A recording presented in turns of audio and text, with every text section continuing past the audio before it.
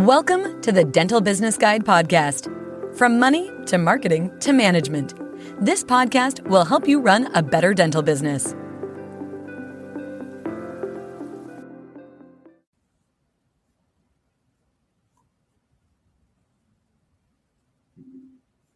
Okay, welcome everybody here back to the Dental Business Guide podcast here with myself, Dr Mera, and Dr Smeeter Mera. So hi Smeeter, how are you doing today? Hello, yeah, very well, thank you, Aaron. Thanks for having me back. So in this vein of us talking about DSOs and groups, I thought we'd do a podcast today about if you were going to start a DSO or group today, what would you do? So Smeeter, just give a quick background about who you are, what you do, and where you come from quickly, just for everyone's benefit, and then we can start answering some interesting questions. Great, yes. Thank you. I'm a dentist and I run a group, but I started back nearly 30 years ago, qualifying from the University of Birmingham. And now I'm in a position where I'm looking at helping DSOs grow, buy or sell. And yeah, the whole environment and canvas has changed so dramatically over certainly the last 22 years, which is when I started the first neem tree. And so, yeah, things have changed a lot. I think the biggest change, I would say now, is it's staffing.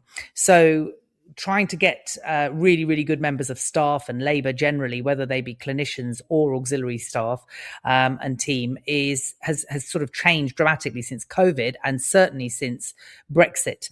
So with that in mind, if I were to start up a new group today, I would make sure that the surgeries or the practices are very much close in proximity to one another, as opposed to 22 years ago. I wouldn't have minded if one was in Scotland and one was in Newcastle and one was in Norfolk. It wouldn't have really mattered to me. But now, definitely, the geography matters. So on that note, so thank you for sharing that. So your non-negotiable when you're starting if you were starting a group today would be what? Geography? Yeah, geography of the practices. Either if, like me, you like opening squats, or if you're taking over a group, just try and make sure that the locations of the practices are close to each other, because you can share so many things, not just obviously staff, etc., but you can share team members. Like the practices I'm in at the moment, we've got somebody off at the moment, and we're borrowing somebody from the other clinic, and that's not a problem because they're just half an hour away from each other. But if they were 5 hours away from each other, you wouldn't be able to do that. So, and that becomes so much more cost effective and efficient, because then instead of taking on 2 full-time members of staff or 3 full-time members of staff, you might get 2 and then 1 part-time. And so the cost starts to make sense as well. Not only that, you've got things like specialists that you can easily share when the geography is common. Again, that would be a lot harder if they had to travel 2, 3, 4, 5 hours. You'd have to pick new people. And the other thing is geography matters. You don't want to be buying or setting up in a place where it's so remote that trying to staff it is very difficult. If you're taking over an existing practice in a remote area, you might think, great, because you've got full monopoly because there are no other practices there. That's brilliant. But when you're trying to then recruit for a changeover or handover of staff, you might not have many people wanting to relocate there or living there in order to work for you. So just geography, in other words, is very important. So right now we're seeing a real flight to quality kind of in the DSO market now. So if it was a new group, how do you balance, I suppose, the need for rapid growth with the kind of boutique clinical excellence you've always championed at the Neem Tree? How would you advise people to do that? What should be their focus? Well, for me, it is, and this is obviously just personal, the boutique side of things and the private side of things have always trumped the rapid growth. I always, even back in the day, never wanted to have a group that was, 50, 60, 100 in size. It was always 5 to 10 clinics, really good, high end, good quality, and, selling, I suppose, the vision of dentistry that in my opinion was what the patients deserved. So it depends on what your business model is. But certainly in my case, I definitely believe that quality trumps quantity. You can still grow a group, but it can be a small group, but high quality and earning just as well for you. You could grow the number of chairs in each clinic, which obviously you've got to look at the square footage of the place you're in and the ability to grow when you take over a practice or when you're setting up a squat. So as long as it's in a really great location, then you can grow that, no problem. It doesn't have to be the number of clinics, it can be the number of chairs, but quality definitely over quantity.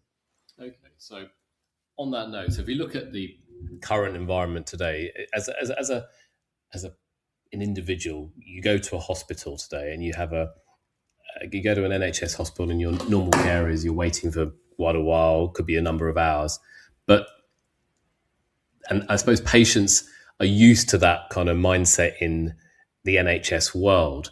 But now, if you were going down the route of, as you've done, in private clinics, private care, how does a new group design a patient journey that actually feels like an oasis rather than a clinical assembly line like you might feel when you go to an NHS clinic or an NHS hospital? Well, like everything, I think it's all about the quality and the small touches. It's about the front of house, and the first port of call has to be top notch. It's customer service or patient care. You've got to have a bright, smiley face at the front desk, a very cheery voice on the phone. That's where it all starts. Their first point of contact has to be, quite a sort of wow service, and then little touches within the clinic or little touches within reception, a nice environment, a bright environment, fresh environment, regularly changed, redecorated, is what it takes, so that a patient comes in and feels like they want to take a deep breath as opposed to hunch up their shoulders with worry because the phone's constantly ringing and it sounds like intensive care. So these sorts of things matter, but again, it depends on what sort of your ethos is within the practice. These little things where the patient is treated like a VVIP is what matters. And that can be in a wide variety of different clinical settings and non-clinical settings. The bottom line is the patient has to be on top of your list and on top of your wish list of who to treat really, really well. And then the rest follows. Okay. All right. So you've always said location is an important aspect in dentistry. Okay, as you mentioned that earlier. Now we're in a world of remote work and changing city centres. In your mind, someone who's been doing this for so long, what does the ideal 2026 location look like for someone who wanted to build a multi-site group? Because remember, patients work from home a lot more now. Okay, you had a clinic many years ago in Canary Wharf, right in the heart of the financial district. Would you open up one there again? Just wondering what your thoughts were. Really good question. I think the main kind of drastic shift in my mindset with regards to thinking about this, it has to have been COVID. I think prior to COVID, there was the life before COVID, BC, and life after COVID, AC. So I think before COVID, obviously the high footfall, central city, London, for example, locations were key, where everybody went to work and they saw you at work, and that was, very visible centres and high footfall. I think after COVID, the big change has been, for me, the answer to this question would be still a high density population, but somewhere that's got a high residential population, and still maybe a nice village street or a nice town street, probably not in central London or centre of the city, wherever you are in the country, but somewhere suburban where, as I say, there's a high density but more residential, and definitely somewhere close to a supermarket. We all know the power of the supermarket back in COVID. That never stopped, even for a single day. So that has changed. In other words, high density but a residential, but still a kind of affluent population. But that's just my business model. So people have to eat at the end of the day, as you said. They need to go to a supermarket. Correct. And that will never stop. So, yes. Okay. So now, as you mentioned earlier, staffing clinics is a massive hurdle still in this industry. So if you were building a team from scratch today, how would you structure the practice culture to ensure that you're the employer of choice so people would choose you?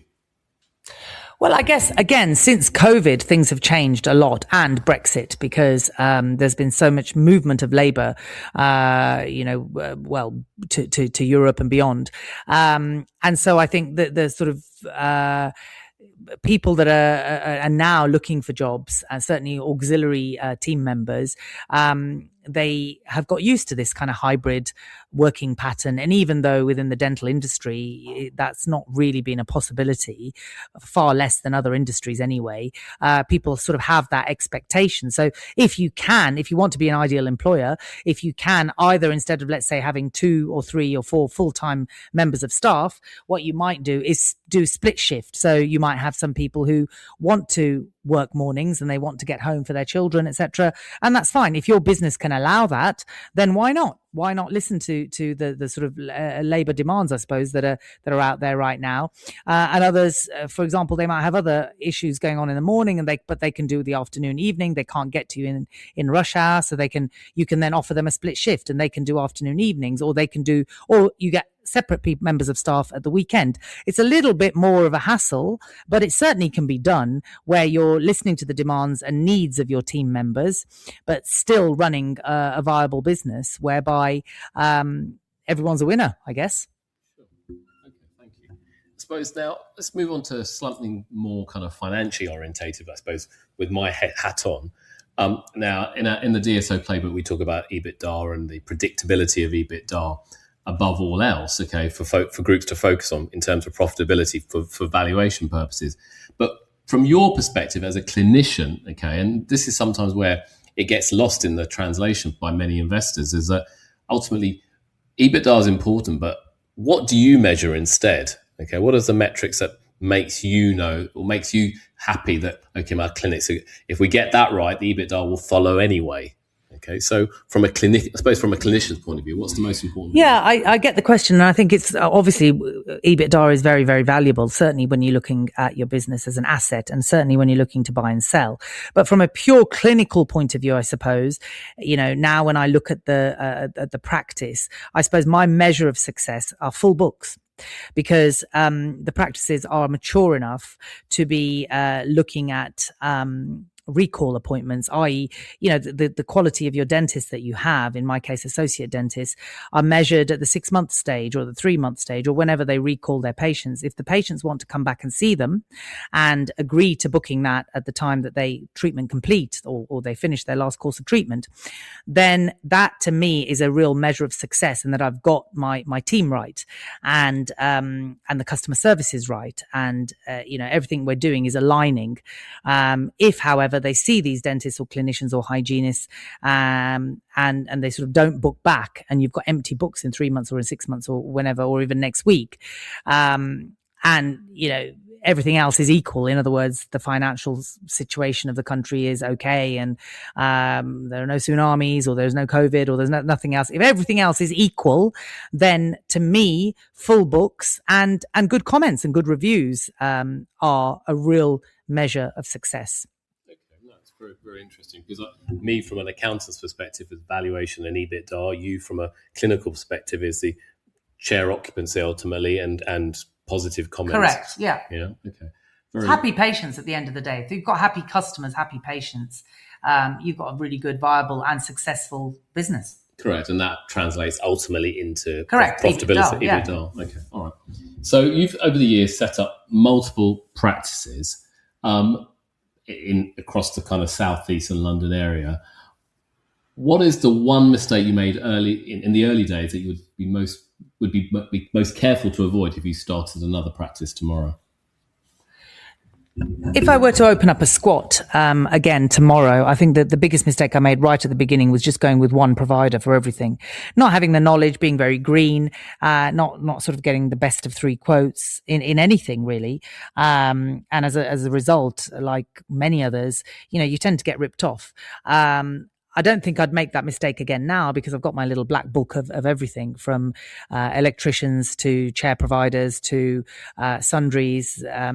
And also specialists. So I'd like to think I wouldn't be making that mistake again, but I've made plenty of mistakes across the years. Sure. I suppose a closing question here on this short podcast today is, we have lots of listeners who are young dental associates, not just here in the UK, but all over the world, male, female. If you had to give a 60-second elevator pitch who wants to start their own practice or even their own group today, what would your golden rule be? Great. That's being put on the spot. I think, my elevator speech today would be, let's say, I wouldn't say I was a specialist, but my sort of pet passion is, squat practices. So I suppose my pitch would be more related to the squat practices. And things have changed so dramatically over the last 22 years. For example, the whole E-class planning permission has changed the whole landscape of opening up squats. Back in the day, it was D1 planning. And, we fought long and hard to get D1 planning status for certainly the 5 clinics that we looked to open, which were anything from architectural offices to laundrettes to basement car parks and so on and so forth. And there was such a joy in actually converting them, but it was a bit of a battle to try and get that planning permission. Nowadays, you don't have to worry about any of that, as a result of which many, many more young dentists have sort of joined the force, as it were, to open up squat practices on busy high streets. What that has done, though, is it has flooded the market with providers, and that has its own problems with competition and so on and so forth, which, is not, competition's never a bad thing, but a little bit of experience with sort of handling practices and business does go a long way. So good and bad has happened over the last 22 years, but like I suppose my advice was then is exactly the same now. It's all about location, location, location. And then one final question to kind of just get your thoughts on is, when we started these group many years ago, back in 2002, 2003, okay, we were fresh-faced, kind of naive, not really sure, thinking, okay, we can start a group up. And you saw the groups of other industries like coffee shops like Starbucks or Costa. And we thought, maybe we could mirror that. But the reality is that running dental clinics is very, very different to running a franchise coffee chain or whatever it like, as I just mentioned. Okay. So, and we've seen many groups emerge over the years, but struggle really with keeping the soul of the practices alive whilst they try to scale. So from your perspective, how do you suggest people keep the soul of the practices alive whilst they try to scale? I don't think I've seen many people do that particularly well, but I've seen that worked well in the Neem Tree when you got to a size of about 5 clinics. But going beyond that, it gets even harder. What would your advice and thoughts be on this point? I think you're absolutely right. The difference between a coffee shop and a dental practice is very, very difficult, because I suppose a coffee shop or a chain of shops like, I don't know, H&M or Marks and Spencer, etc., they all are product based. And I suppose if you've got the general culture or staff ethos or customer service, then you're kind of onto a bit of a winner, because what you're trying to sell is the same product. You've just got to look after your customers and how you sell it to them, or how you market it, or how you label it. But in a dental practice, it's all about the service, and it's a need and want based industry. But patients really, really rank their dentist based on the care levels and their personalities. In other words, the dentist's personality or the clinician's personalities, as well as front of house and nurses, of course.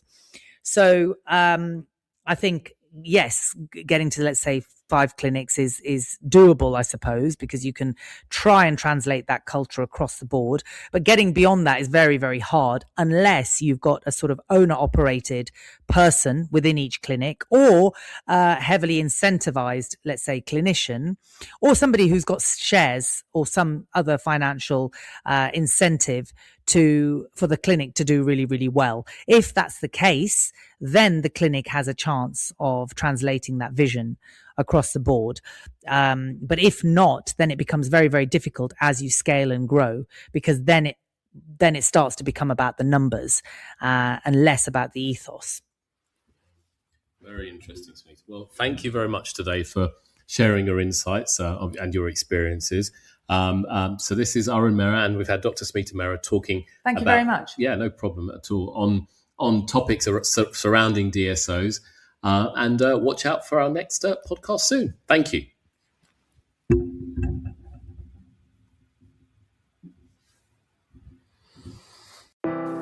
Thanks for listening in to the Dental Business Guide podcast. We welcome your feedback, and if you're enjoying it, please let your friends know too. Until the next time on the Dental Business Guide podcast.